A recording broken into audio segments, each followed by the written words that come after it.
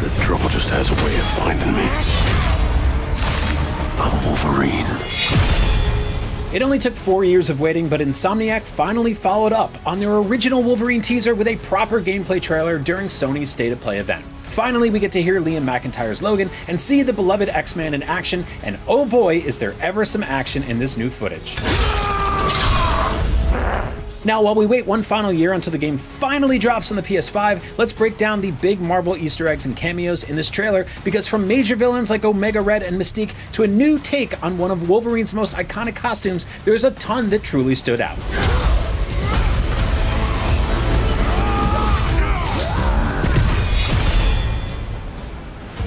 Despite the fact that he's not above stabbing, slicing, and killing anyone who gets in his way, Wolverine has built up one of the largest and most recognizable rogue galleries in the Marvel Universe.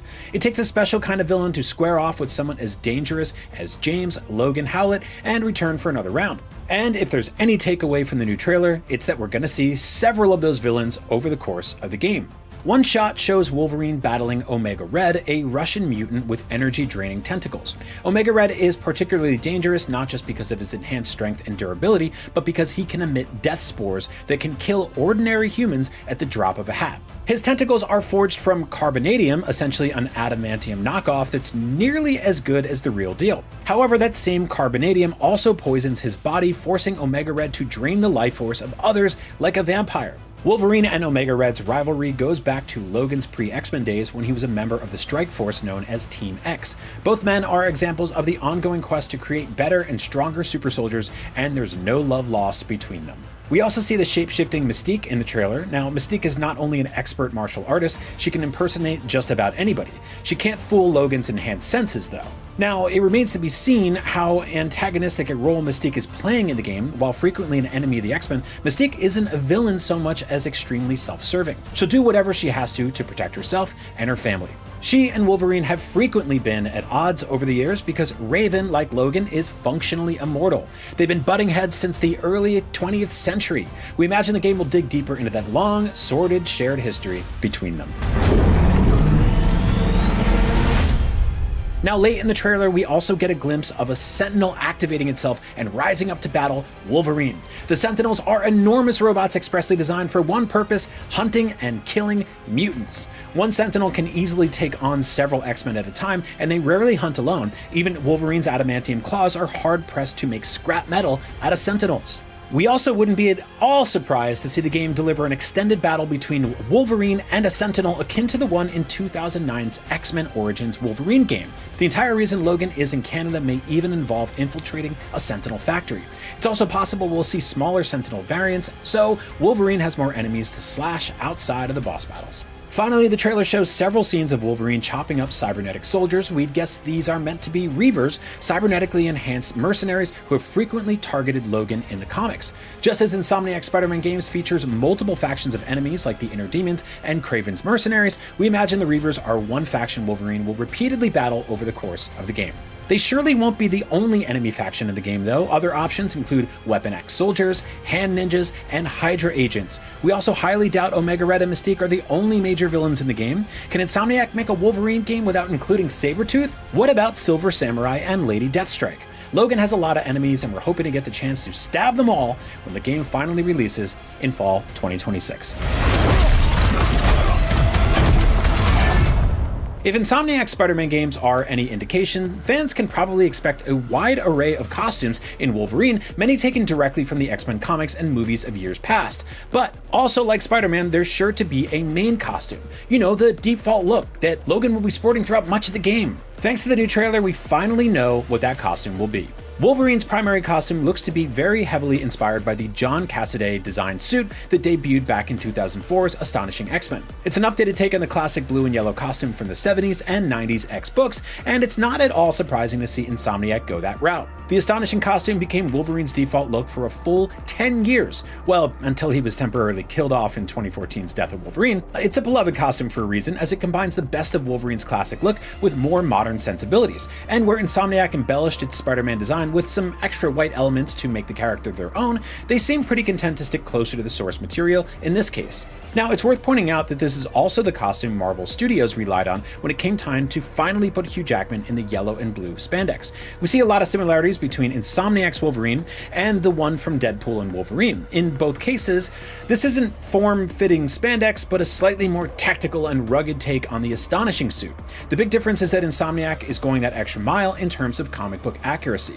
This Wolverine has shoulder pads with no sleeves, whereas Hugh Jackman's Wolverine never rocked that exact look in the movie. The trailer makes it clear that Logan won't always be dressed in his X-Men uniform, however. Given the circles he runs in, there are some places where it doesn't pay to dress like a primary colored superhero. We see two different civilian outfits in the trailer. One is the familiar red plaid shirt, jeans, and cowboy hat look from the original teaser. We see Logan wearing this more low-key outfit when he enters the Princess Bar in Madripoor. It's a pretty classic take on Wolverine's civilian attire, one that harkens back to major Uncanny X-Men artists like John Byrne.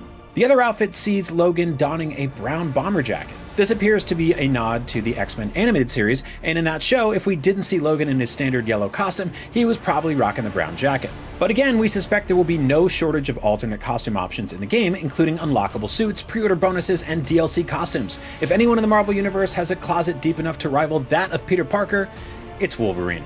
Some costumes are pretty much a given. There's no way we don't get a more traditional blue and yellow costume, as well as some version of Wolverine's equally iconic brown costume from the 80s. The same goes for his black and gray X-Force costume.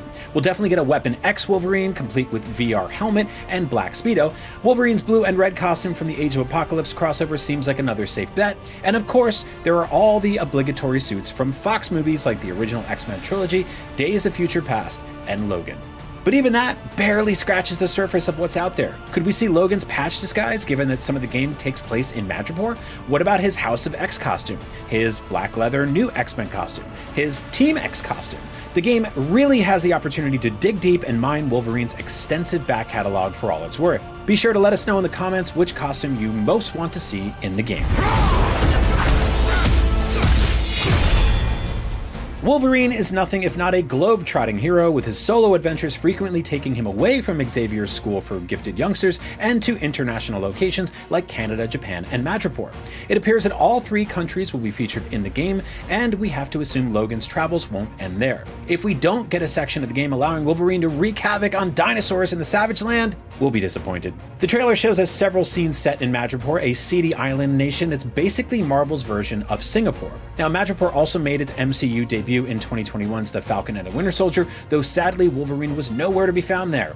Madripoor is where Logan usually goes to chill out, get drunk, gamble, and get into other kinds of mischief. The game seems poised to offer plenty of mischief, and we get confirmation that Logan will be visiting his favorite watering hole, the Princess Bar. Portions of the game will also be set in Japan, a country Wolverine had deep ties to ever since his very first solo comic book series in 1982. Japan is where Wolverine fell in love with the fair lady Mariko Yashida, battled her cruel father Lord Shingen, and befriended the plucky ninja Yukio. It remains to be seen how much, if at all, the game will delve into those characters and their ties to Logan, but we're definitely expecting to see the game explore his samurai side.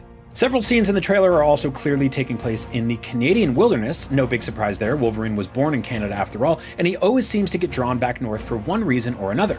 Sometimes he just goes to be alone and enjoy the great outdoors for a while, and other times he's dealing with pesky organizations like Weapon X or Department H. Now, if we had to guess, we'd say the game is probably dealing with the deep-seated rivalry between Wolverine and Weapon X, the agency that coated his bones in unbreakable metal so many years ago. Adamantium, baby. Interestingly, this globe-trotting approach seems to indicate a change in formula compared to the Spider-Man games. Marvel's Wolverine won't be set in a single city like New York, but several different regions, both urban and rural. The trailer footage makes it look as though there's less of a focus on open-world traversal, which makes sense as Wolverine doesn't really have the ability to dart around open areas with the same speed and grace as Spidey does. Compared to Marvel Spider-Man and its sequels, Marvel's Wolverine may be geared towards smaller, more linear levels, but we'll find out for sure when Insomniac shows off more of the game in spring 2026. What villains do you want to see Wolverine fight most in Marvel's Wolverine? Where should he go? What should he do? Let us know in the comments below, and make sure you like and subscribe to IGN wherever you watch. Thanks for watching, bub.